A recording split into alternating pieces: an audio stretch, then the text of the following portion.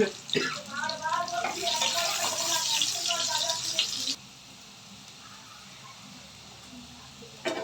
লাল করে আলু ভাজা হয়ে গেছে বন্ধুরা, তুলে ফেললাম এবার।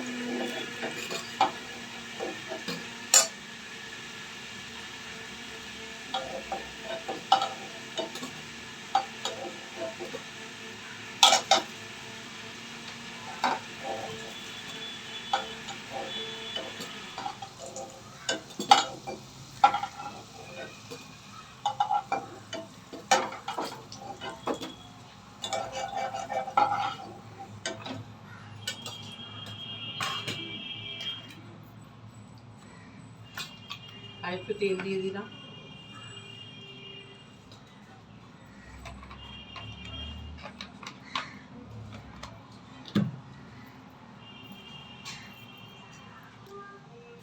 দিয়ে দিলাম তেজপাতা,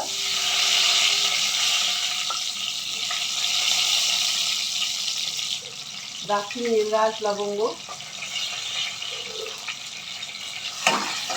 ওটা গরম মশলাটা একটু ভেজে নিলাম।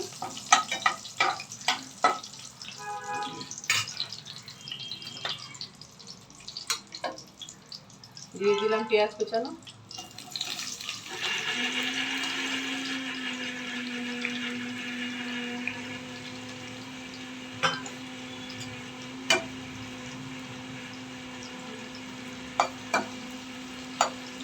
পেঁয়াজটা একটু লাল লাল করে ভাজবো, তারপরে মশলাটা দেবো। বন্ধুরা, পেঁয়াজ আমার লাল লাল ভাজা হয়ে গেছে। দিয়ে দিলাম টমেটো, চেরি টমেটো।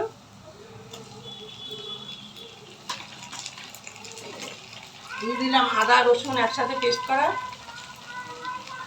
2 চামচ মতো দিলাম, কেন আমার 1 কেজি 250 মাংস আছে। দিয়ে দিলাম শুকনো লঙ্কা, পাকা কাঁচা লঙ্কা চিড়ে একসাথে বাটা।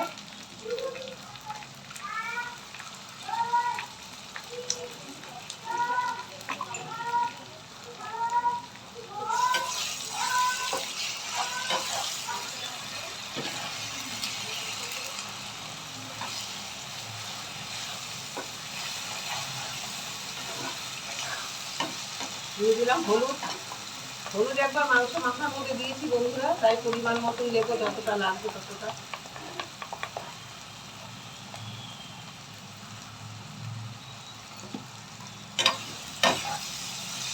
মশলা দিয়ে তেল ছেড়ে দিয়েছে বন্ধুরা, এবার আমি মাংসটা দিয়ে দেবো। মাংস বলতে ওই যে মাংস আছে 250-300 মাংস আছে, আর গিলা মেটে আর হচ্ছে গলা, এই সমস্ত দিয়ে, কেননা আমাদের ওখানে এগুলো পাওয়া যায় না বন্ধুরা। আমি কলকাতা আসলে এগুলো খেতে চাই। আমাদের ওখানে এরকম একটা গিলা নিয়ে টানাটানি করে। এই যে দিয়ে দিলাম মাংস। এখানে এরকম পিস করা মাংসও আছে, এই যে ফ্যান দিয়ে দিলাম।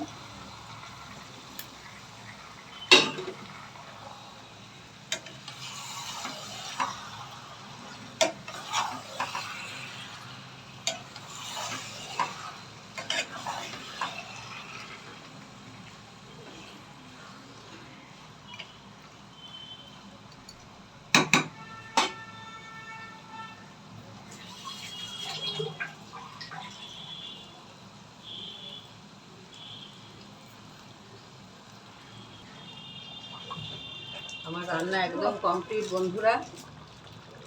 এই যে গরম মশলা দেওয়া হচ্ছে,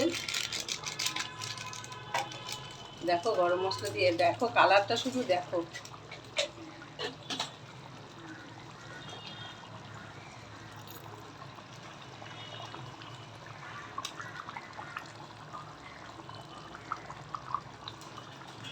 গিলা মেটে মাংসও আছে, মিশিয়ে করা হয়েছে বন্ধুরা।